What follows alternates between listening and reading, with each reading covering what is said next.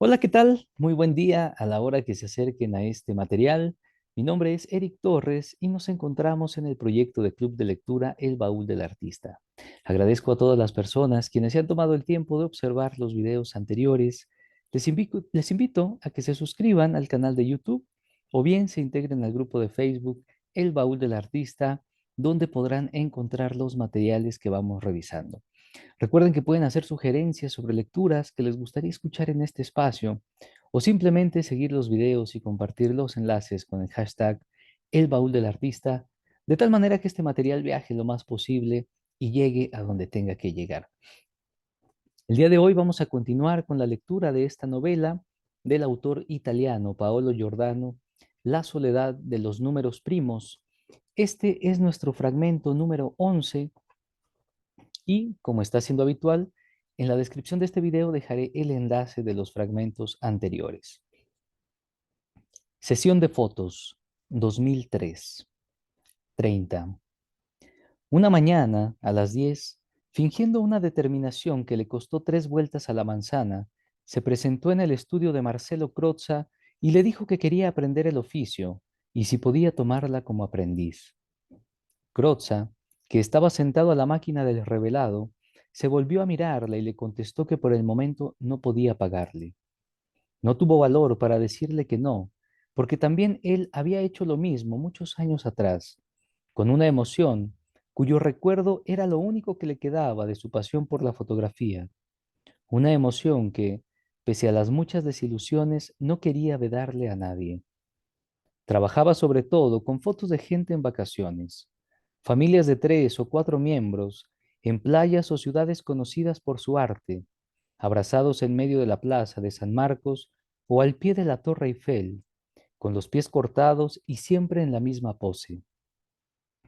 Fotos tomadas con cámaras automáticas, sobreexpuestas o desenfocadas, y que al final Alice ni miraba. Las revelaba y las metía en el sobre amarillo y rojo de la casa Kodak. El trabajo consistía más que nada en estar en la tienda, recibir los carretes de 24 o 36 fotos que los clientes llevaban a revelar, entregarles el correspondiente resguardo y decirles que podían recogerlas al día siguiente, cobrar, dar las gracias y decir adiós. Algunos sábados iban a bodas. Crotza la recogía en su casa a las 9 menos cuarto, vestido siempre con el mismo traje, pero sin corbata. Al fin y al cabo era el fotógrafo, no un invitado. Al llegar a la iglesia, montaban un par de focos. Una de las primeras veces a Ali se le cayó uno en los escalones del altar y se hizo trizas. Miró aterrorizada a Crozza, pero éste, aunque hizo una mueca como si una de aquellas esquirlas se le hubiera clavado en la pierna, acabó diciéndole que no pasaba nada y que lo recogiera. Crozza la quería y no sabía por qué. Quizá porque él no tenía hijos, o porque desde que ella trabajaba en la tienda podía irse al bar a las 11 a mirar la Bonoloto y al volver ella le sonreía y le preguntaba si eran ricos. O quizá porque era coja, o porque le faltaba la madre como a él le faltaba una esposa, y eso era algo que tenían en común.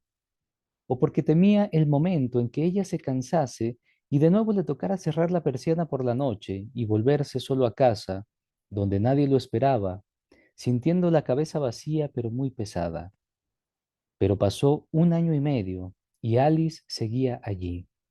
Tenía sus propias llaves y cuando él llegaba por las mañanas la encontraba ya en la tienda, barriendo la puerta y hablando con la dueña del Ultramarinos contiguo, a la que él nunca había pasado a decir buenos días. Le pagaba en negro, 500 euros al mes, pero el día que había boda y al final de la jornada la llevaba a su casa en su Lancia, sacaba la cartera de la guantera y, despidiéndose hasta el lunes, le daba un billete de 50. A veces, Ali le enseñaba sus fotos y le pedía opinión, aunque para entonces ambos sabían que ya nada tenía que enseñarle. Se sentaba ante el mostrador, él las observaba alzándolas a la luz y le daba algún que otro consejo sobre el tiempo de exposición o cómo sacar más provecho del obturador. Le prestaba su propia Nikon cuando se la pedía y en su fuero interno había decidido regalársela el día que se fuera. El sábado nos vamos de boda, dijo Croza. Era la fórmula que usaba para decir que ese día había trabajo. Alice estaba poniéndose el chaleco vaquero. Esperaba que Fabio pasara a recogerla de un momento a otro. Vale, ¿y dónde? La ceremonia es en la iglesia de la Gran Madre, el convite en un chalet privado. Gente de pasta, contestó él con un deje desdeñoso, aunque al punto se arrepintió porque sabía que también Alice era de familia acomodada. Ya, ¿y sabes quiénes se casan? He dejado la invitación por ahí, señaló el estante del mostrador bajo la caja registradora. Ella buscó en el bolso una goma y se recogió el pelo. Crotza la miró un momento. Una vez se había masturbado imaginándosela arrodillada a sus pies, en la tienda en penumbra, después de bajar la persiana, pero tan mal se sintió luego que esa noche no pudo cenar y a la mañana siguiente la mandó a casa con el día libre. Alice hurgó en los papeles apilados bajo el mostrador, más por hacer tiempo que por verdadero interés, y encontró la invitación. Un sobre grande y duro, lo abrió y la leyenda, escrita en letra cursiva dorada y con mucho ringorrango, le saltó a los ojos. Ferruccio Carlo Vai y María Luisa Turletti Vai anuncian la boda de su hija Viola. La mirada se le nubló y no pudo seguir leyendo. Sintió en la boca un sabor metálico, tragó saliva y tuvo la impresión de tragarse otra vez aquel caramelo en los vestuarios. Cerró el sobre y lo agitó un momento en el aire, pensativa. Sin volverse hacia Crozza, dijo, ¿podría ir sola?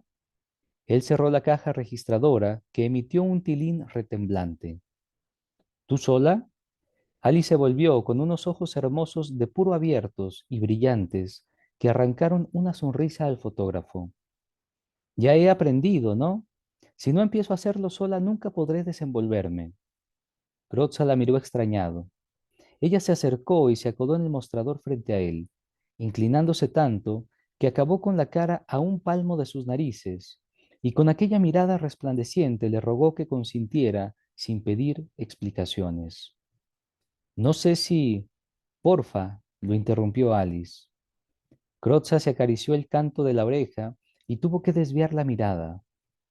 Bueno, vale, dijo, bajando la voz sin saber por qué. Pero no hagas ningún disparate. Prometido, respondió ella, y esbozó una sonrisa que hizo desaparecer sus labios transparentes. Se inclinó otro poco y le dio un beso en la cara con barba de 3 días, provocándole un cosquilleo. Él hizo un ademán y la despidió diciendo, Anda, vete. Ali soltó una risotada que resonó en todo el local y se encaminó a la calle con su peculiar andar rítmico y sinuoso. Aquella tarde, Crozza se quedó un rato más en la tienda, sin motivo. Miraba los objetos y los sentía más presentes, como en los buenos tiempos, cuando eran los objetos los que le pedían ser fotografiados. Sacó la cámara del estuche en que Alice la guardaba siempre después de limpiar piezas y lentes. Montó el teleobjetivo y enfocó el primer objeto que se le puso a tiro, el paragüero de la entrada.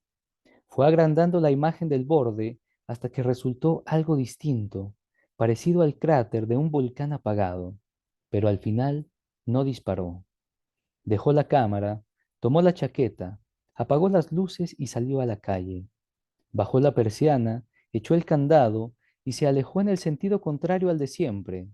No podía borrarse una sonrisa estúpida de la cara, ni tenía ganas de irse a casa. 2 enormes ramos de lirios y margaritas a ambos lados del altar y sendas réplicas en miniatura de esos mismos ramos al lado de cada banco adornaban la iglesia. Alice montó los focos, situó el panel reflectante y se sentó en primera fila a esperar. Una señora pasaba el aspirador por la alfombra roja que Viola pisaría una hora después. Alice recordó el día en que ella y Viola habían hablado un rato sentadas en una balaustrada. No se acordaba ya de qué, pero sí de que ella la miraba embelesada como desde un lugar en sombra, un lugar detrás de sus ojos, lleno de ideas enmarañadas que también entonces cayó. Media hora después, todos aquellos bancos estuvieron ocupados y la gente seguía llegando. Se quedaba al fondo, de pie y abanicándose con el folleto litúrgico. Alice salió fuera a esperar la llegada de la novia. El sol alto le calentaba las manos y parecía traspasarlas con sus rayos. De pequeña se las miraba al trasluz y se veía los dedos cerrados, ribeteados de rojo. Una vez se los enseñó así a su padre y él se los besuqueó, simulando que se los comía. Viola llegó en un Porsche gris metalizado, del que se apeó ayudada por el chofer, que le recogió también la aparatosa cola. Alice empezó a sacarle fotos con frenesí, más para ocultarse tras la cámara que por otra cosa. Pero cuando la novia pasó por su lado, se descubrió y le sonrió. Cruzaron la mirada un instante y Viola tuvo un sobresalto, pero Alice no llegó a ver qué cara ponía, porque la novia ya la había pasado y entraba a la iglesia del brazo de su padre, al cual, por cierto, no sabía por qué, siempre se lo había imaginado más alto. Procuró que no se le escapara nada. Hizo varios primeros planos de los novios y sus familias, inmortalizó el intercambio de alianzas, la lectura de la promesa, la comunión, el beso y la firma de los testigos. Era la única que se movía en toda la iglesia. Cuando fotografiaba a Viola, le parecía que ésta se ponía un poco tensa. Aumentó el tiempo de exposición para obtener ese esfumado que según Crozza tanta impresión de eternidad daba. Precedió a los novios cuando estos salieron de la iglesia. Cojeaba hacia atrás y algo inclinada para no alterar la estatura de la pareja con una perspectiva baja. Por el objetivo, pudo observar que Viola, con una media sonrisa, la miraba asustada, como si fuera un fantasma que solo ella viera. Unas 15 veces le disparó el flash en plena cara hasta que la hizo cerrar los ojos. Cuando montaron en el coche, Viola le lanzó una mirada por la ventanilla. Estaba claro que enseguida le hablaría de ella al marido, le diría lo curioso de encontrársela allí, a la anoréxica de la clase, a la coja, con la que ella, por cierto, nunca se había juntado. Pero no le contaría lo del caramelo, la fiesta y demás. Y Alice sonrió, pensando que quizá aquella sería la primera media verdad de los esposos, la primera de las pequeñas grietas que se crean entre dos personas por las que tarde o temprano la vida introduce su ganzúa y hace palanca. Señorita, dijo una voz tras ella, los novios la esperan en el río para las fotos. Se volvió. Era uno de los testigos. Claro, voy para allá. Entró corriendo en la iglesia a recoger el material y cuando guardaba las piezas de la cámara en su estuche rectangular, oyó que la llamaban. ¿Alice? Se giró sabiendo ya quién era. ¿Sí? Ante ella estaban Yada Savarino y Yula Mirandi. Hola, dijo la primera, arrastrando la A al final, y se acercó para besarla. La otra, con los ojos bajos como en el instituto, no se movió de donde estaba.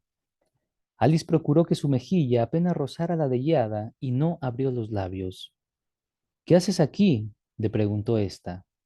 Alice pensó que era una pregunta tonta y contestó sonriendo. Fotos. Yada encajó la respuesta con una sonrisa que le formó los mismos hoyuelos que a los 17 años. Tenía gracia encontrarlas allí, vivas, con un trocito de pasado en común que de pronto nada importaba. Hola, Julia, dijo Alice, no sin esfuerzo. Julia sonrió y a duras penas logró articular. Supimos lo de tu madre, lo sentimos mucho. Yada asintió, dando varias cabezadas para mostrar que también ella lo sentía. Gracias, repuso Alice, y siguió recogiendo a prisa los bártulos. Yada y Julia se miraron, y la primera, tocándole el hombro, le dijo, bueno, te dejamos trabajar, que estás muy ocupada. Bien, y dando media vuelta, echaron a andar hacia la calle, con un taconeo que retumbó en el ámbito de la iglesia ya vacía. Los novios la esperaban a la sombra de un gran árbol, sin abrazarse. Alice aparcó junto al porche y se apeó con la cámara al hombro. Hacía calor y el pelo se le pegaba a la nuca. Hola, dijo yendo hacia ellos. Ali, le contestó Viola. No imaginaba que... Ni yo, la interrumpió Alice. Se dieron un abrazo con falsa efusión, como si no quisieran estropearse el vestido. Viola estaba aún más guapa que en el instituto. Con los años, sus facciones se habían suavizado, sus formas eran más delicadas y sus ojos habían perdido la vibración imperceptible que tan terribles los hacía. Y seguía teniendo el mismo cuerpo perfecto. Él es Carlo, presentó a su flamante marido. Alice le estrechó la mano, que sintió muy suave, y para atajar dijo, ¿empezamos? Viola asintió y miró a su marido, aunque éste no lo notó. ¿Dónde nos ponemos? Alice miró a un lado y a otro. El sol caía a pico y tendría que usar el flash para eliminar las sombras de la cara. Señaló un banco a pleno sol a la orilla del río. Sentaos ahí. Empleó más tiempo del necesario en preparar la cámara, montar el flash, elegir su objetivo. El novio se daba aire con la corbata y con el dedo se enjugaba las gotitas de sudor de la frente. Alice dejó que se asaran un poco, fingiendo buscar la distancia idónea. Por último, empezó a darles órdenes con sequedad. Abrazaos, sonreíd, poneos serios, cógele la mano, apoya la cabeza en su hombro, susúrrale al oído, miraos, acercaos más, mirad hacia el río, quítate la chaqueta. Crozza le había enseñado que al fotografiar a las personas no hay que darles tregua ni tiempo de pensar, pues basta un instante para que la espontaneidad se esfume. Viola obedecía y en 2 o 3 ocasiones preguntó con voz nerviosa si lo hacía bien. Bien, ahora vamos a aquel prado. Más, se alarmó Viola. La rojez de sus encendidas mejillas empezaba a transparentarse bajo la capa de maquillaje, y la raya de los ojos, medio corrida, le daba un aire de cansancio y dejadez. Echa a correr y el que te siga por el prado, pidió Alice. ¿Qué? ¿Tengo que correr? Sí, tienes que correr. Pero, quiso protestar Viola y miró a su marido que se encogió de hombros. Resoplando, se recogió la falda y salió corriendo. Los tacones se hundían unos milímetros en la tierra y despedían pellas de barro que le manchaban los bajos del blanco traje. Su marido, que corría tras ella, la animó. Más rápido. Ella se volvió con ímpetu y lo fulminó con aquella mirada que Alice recordaba muy bien. Dejó que se persiguieran 2 o 3 minutos más, hasta que Viola, deshaciéndose de Carlo, dijo que ya estaba bien. El peinado se le había deshecho por un lado, una de las horquillas se había soltado y un mechón de pelo suelto le caía por la mejilla. Unas pocas más y terminamos. Los llevó a un kiosco y les compró 2 polos de limón. Tomad. Los novios no entendían y los desenvolvieron con recelo. Viola tuvo cuidado de no pegotearse las manos. Debían fingir que los comían cruzando los brazos uno con otro y ofreciéndoselos recíprocamente. Viola sonreía cada vez más tirante. Cuando Ali le dijo que se cogiera de la farola y girara alrededor, estalló. ¡Qué estupidez! El novio la miró intimidado y luego miró a Alice como excusándose. Es que eso forma parte del álbum clásico, les explicó ésta sonriendo, que es el que habéis pedido, pero podemos saltárnoslo. Procuró sonar sincera. Notaba el tatuaje palpitar como si fuera a saltarle de la piel. Viola la fulminó con la mirada y ella se la sostuvo hasta que los ojos le escocieron. ¿Hemos acabado? Preguntó al cabo la novia.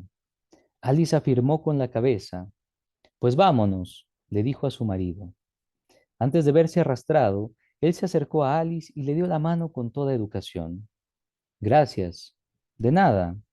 Alice los vio remontar la leve pendiente del parque y llegar al aparcamiento. Apagados, se oían los ruidos propios del sábado, risas de niños en el tío vivo, voces de madres vigilantes. Llegaban también de lejos, como ruido de fondo, un eco de música y el rumor del tráfico de la avenida.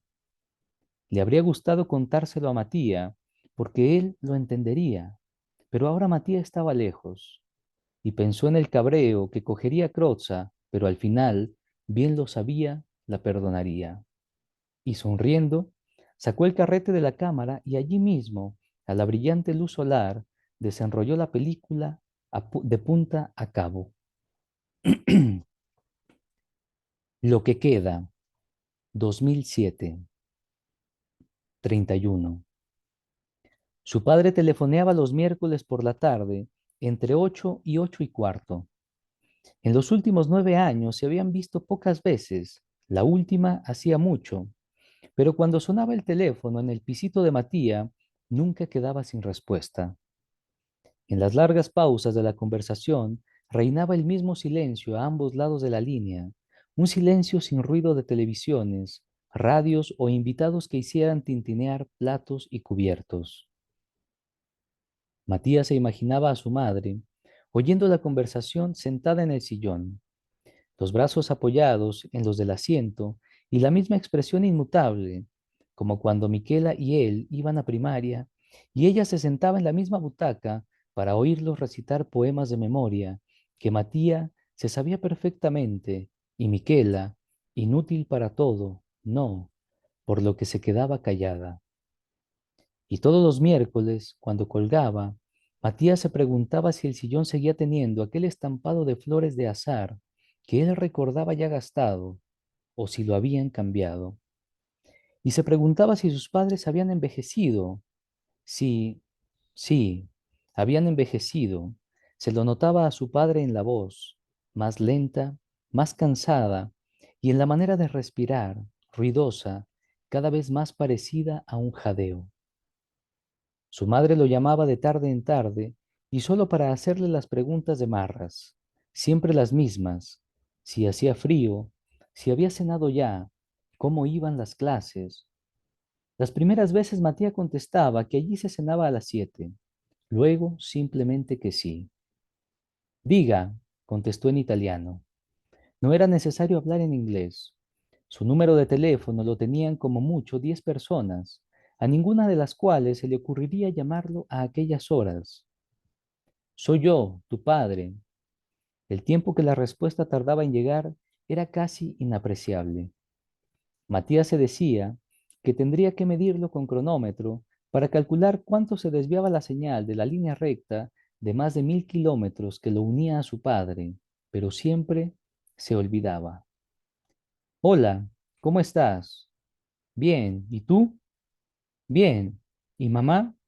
Ahí está. En este punto siempre tocaba el primer silencio, como bocanada de aire tras un largo buceo. Matía empezó a rascar con la uña el arañazo que tenía la mesa, a un palmo del centro. No sabía si lo había hecho él o los anteriores inquilinos. Bajo el barniz se veía ya el aglomerado que rascaba sin sentir dolor. Cada miércoles ahondaba el hoyito fracciones de milímetro, aunque para atravesar aquella mesa redonda no bastase una vida entera. ¿Qué? ¿Ya has visto amanecer? Le preguntó su padre.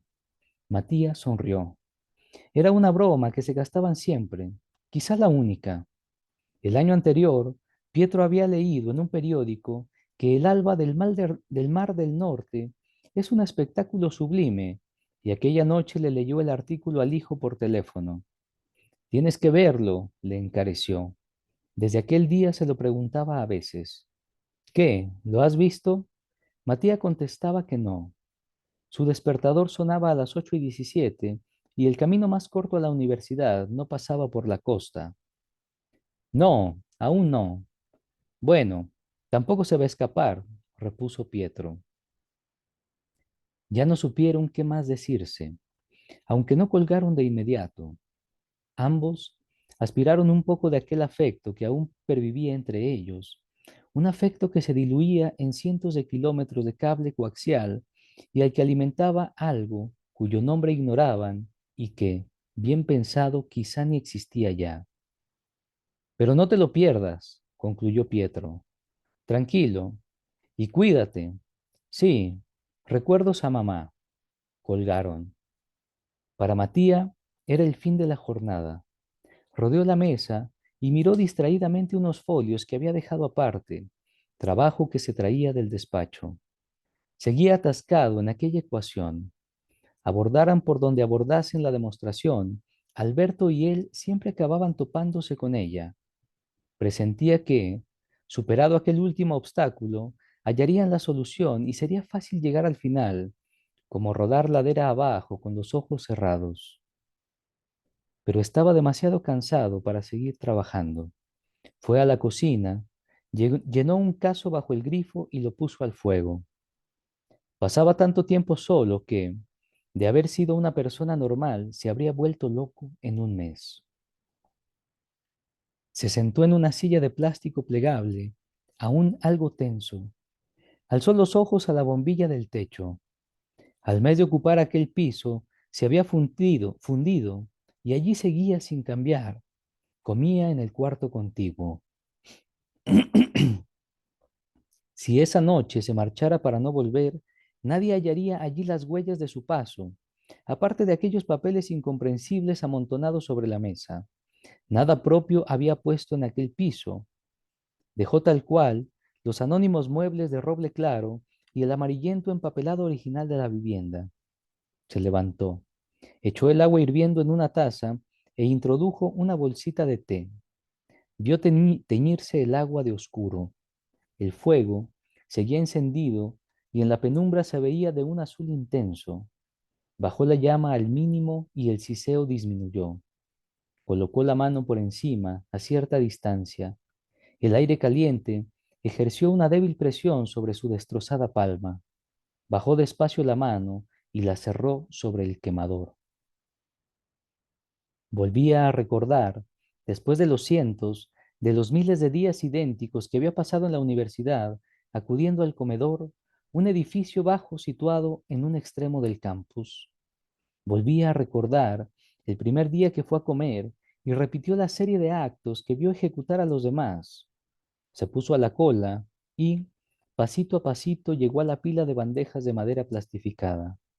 Tomó una, le puso un mantelito de papel, cogió vaso y cubiertos.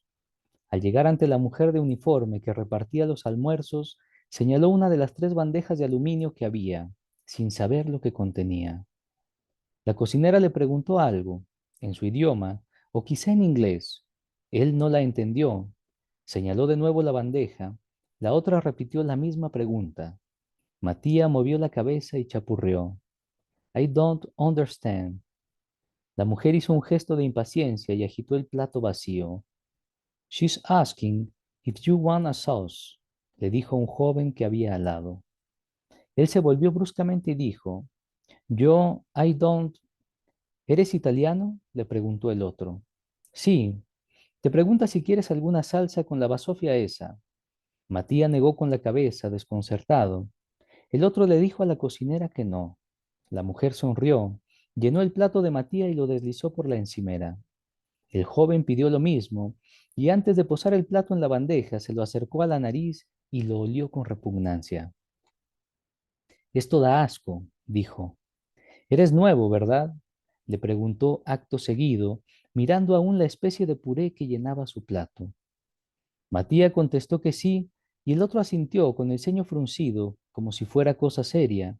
Matía pagó y, bandeja en mano, plantado ante la caja, buscó con la mirada una mesa vacía en algún rincón de la sala, donde pudiera sentarse de espaldas a todos y sin sentir que cientos de ojos lo miraban comer solo. Cuando la divisó y dio un paso en dirección a ella, el joven, adelantándose, le dijo que lo siguiera. Se llamaba Alberto Torcia y llevaba allí 4 años investigando, gracias a una beca especial de la Unión Europea, concedida por la alta calidad de sus trabajos. También él escapaba de algo, aunque Matía nunca le preguntó de qué. Después de tantos años, y pese a que compartían despacho y comían juntos todos los días, ninguno de los dos sabría decir si eran amigos o simples colegas. Era martes. Alberto estaba sentado enfrente de Matía y a través del vaso de agua que éste se llevó a los labios, vio la nueva herida, de color morado y perfectamente circular, que tenía en la palma. No dijo nada. Se limitó a mirarlo torvamente para darle a entender que se había dado cuenta. Gilardi y Montanari, sentados a la misma mesa, se reían de algo que habían visto en internet. Matía apuró el vaso y se aclaró la garganta. Anoche se me ocurrió una solución para la discontinuidad esa. Mati, por favor, lo interrumpió Alberto, dejando el tenedor y reclinándose en la silla con grandes aspavientos, como siempre. Ten piedad al menos mientras como. Matía agachó la cabeza. Había cortado su filete de carne en taquitos iguales y empezó a separarlos de modo que con el plato formaran una cuadrícula de líneas blancas. ¿Por qué no te dedicas las noches a otras cosas? Continuó Alberto en voz más baja, para que no lo oyeran los otros, y describiendo con el cuchillo circulitos en el aire. Matía no contestó ni lo miró. Pinchó un taco de carne de la orilla, que por no ser perfectamente cuadrado alteraba la geometría de la composición. Por ejemplo, salir a tomar algo con nosotros. No, replicó Matías secamente. Pero, ¿sabes que no? Alberto movió la cabeza y arrugó la frente. Después de tanto tiempo aún insistía. Desde que se conocían, no había logrado sacarlo de su casa más de 10 veces. Se volvió a los otros dos y los interrumpió diciendo, ¿y aquella qué os parece?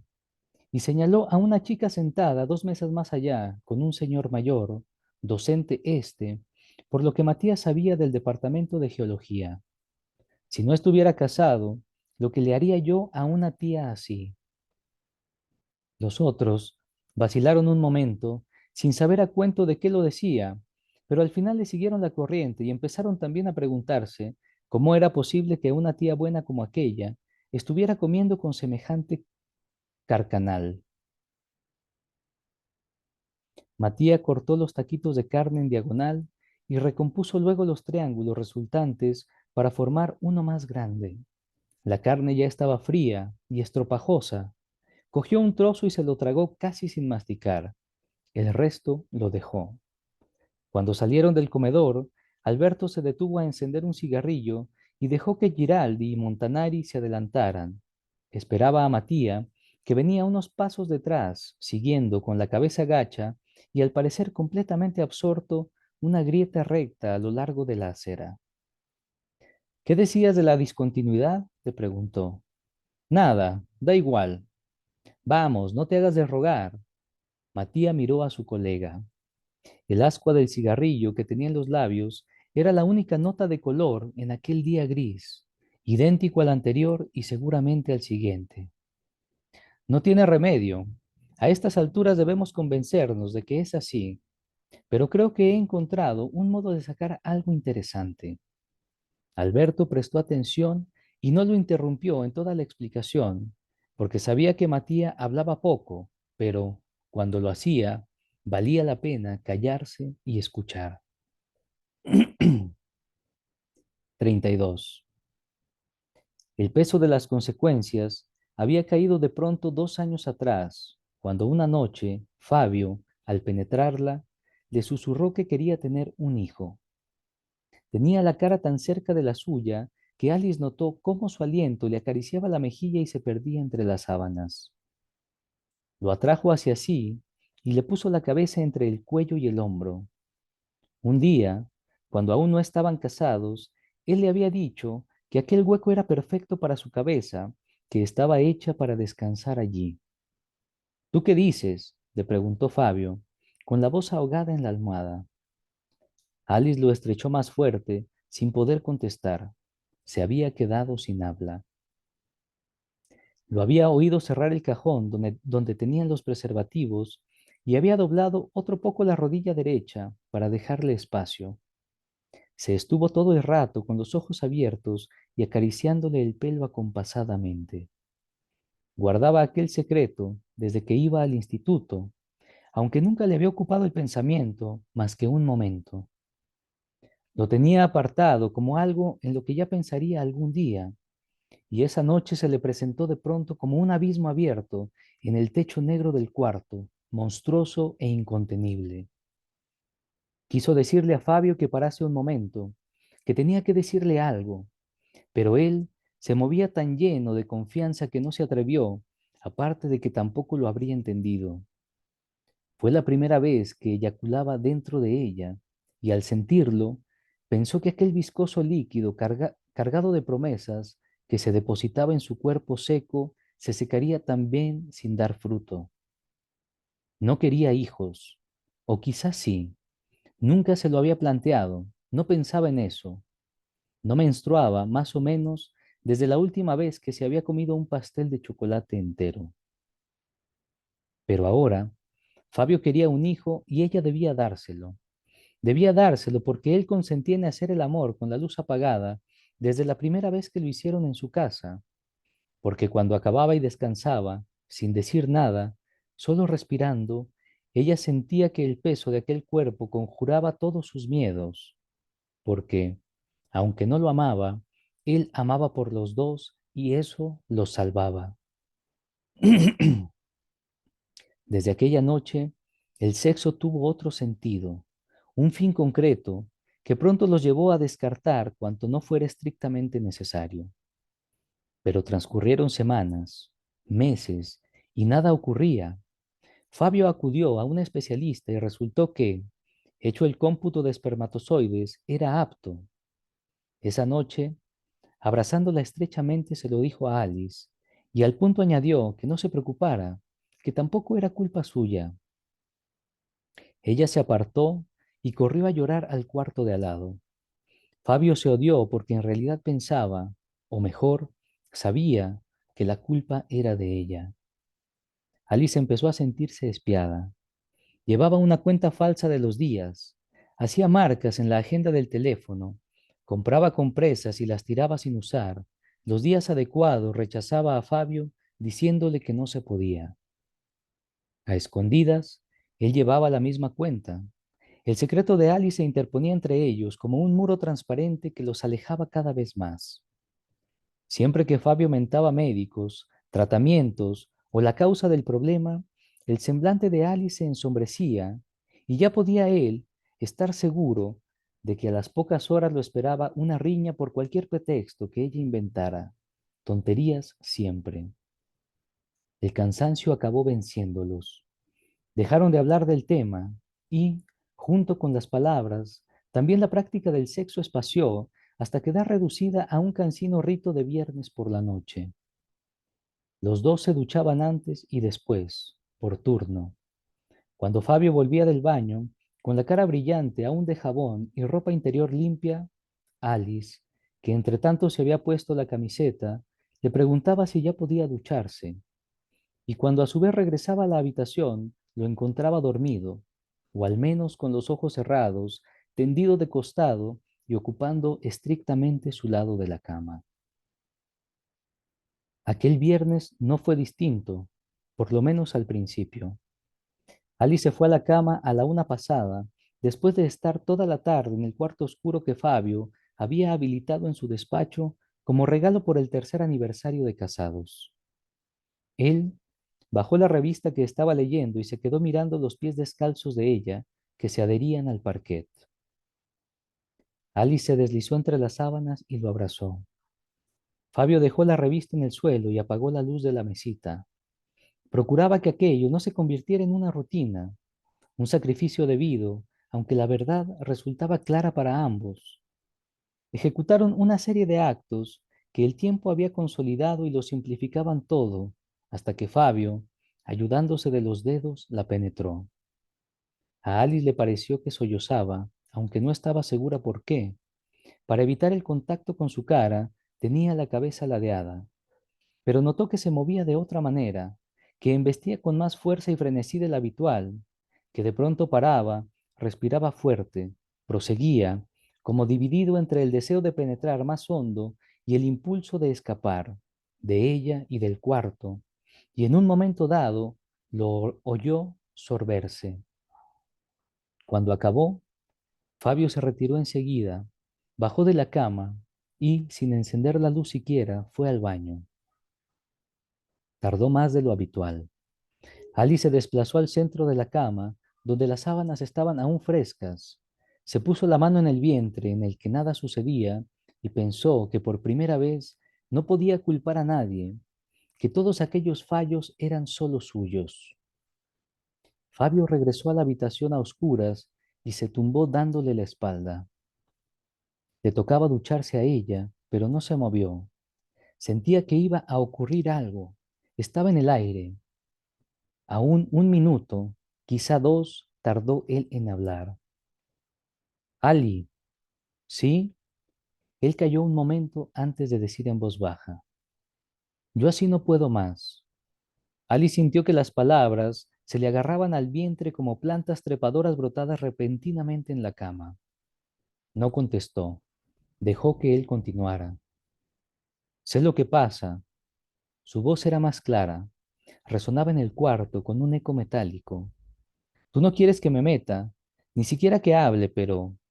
Se interrumpió.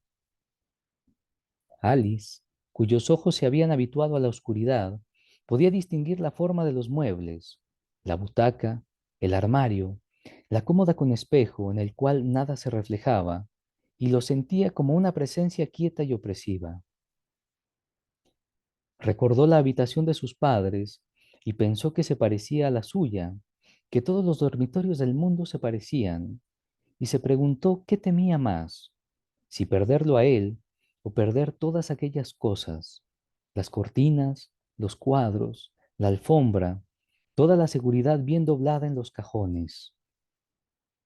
Esta noche apenas has comido un par de calabacines, prosiguió Fabio. No tenía hambre, replicó ella casi automáticamente, y pensó, era eso. Y ayer igual, la carne ni la probaste, la hiciste trocitos y la escondiste bajo el mantel. ¿O qué crees que soy idiota? Alice se agarró a las sábanas.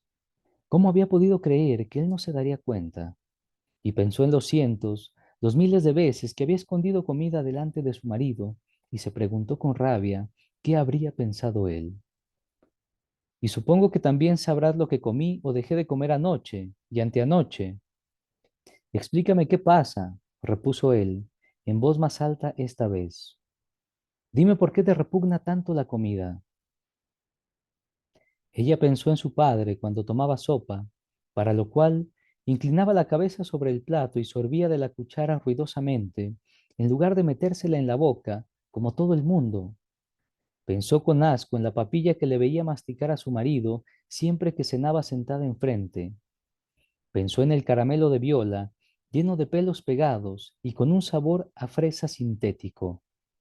Y pensó por último en sí misma, mirándose en el gran espejo de su antigua casa sin camiseta y en la cicatriz de aquella pierna inútil, excrescencia del tronco, y en el frágil equilibrio de su silueta, y en la sombra sutil que las costillas proyectaban sobre el vientre y que ella estaba dispuesta a defender a toda costa. ¿Qué quieres? ¿Que empiece a atracarme? ¿Que me deforme para tener a tu hijo? Habló como si el hijo ya existiera en algún lugar del universo, y dijo, tú, con toda intención, si tanto te importa, puedo someterme a un tratamiento, tomar hormonas, medicinas, las porquerías que hagan falta para que tengas un hijo. Así dejarás de espiarme. La cuestión no es esa, repuso Fabio, que de pronto había recuperado toda su irritante seguridad. Ali se desplazó al borde de la cama para alejarse de aquel cuerpo amenazante. Él se giró boca arriba, tenía los ojos abiertos y la cara contraída, como si tratara de ver algo en la oscuridad. Ah, ¿no? Tendrías que pensar en todos los riesgos, especialmente en tu estado.